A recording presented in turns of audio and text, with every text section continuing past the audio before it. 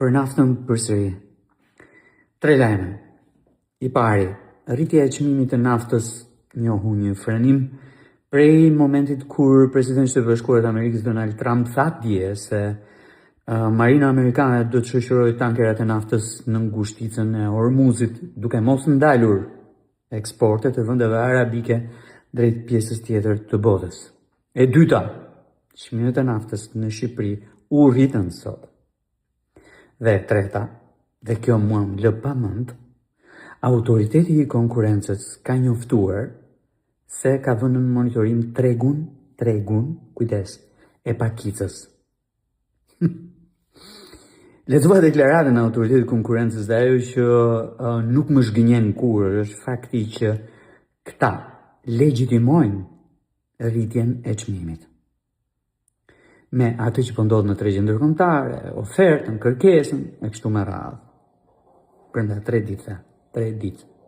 ditë ka që po ndodh kjo gjë.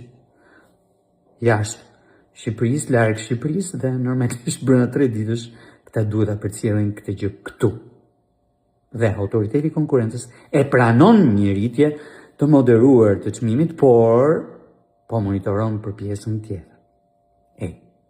Po një vit që çmimi në tregjen ndërkombëtare njohu rënje, e mbi të gjitha kursi i monedhës në Shqipëri njohu rënje gjithashtu, pra i valutave të huaja me të cilat blihet karburanti njohu rënje gjithashtu.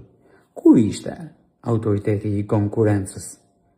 Legjitimoi një ulje të çmimeve brenda territorit të Republikës së Shqipërisë. Mbajti në monitorim ndonjërin prej tregjeve të shumicës dhe të pakicës? Asnjëherë.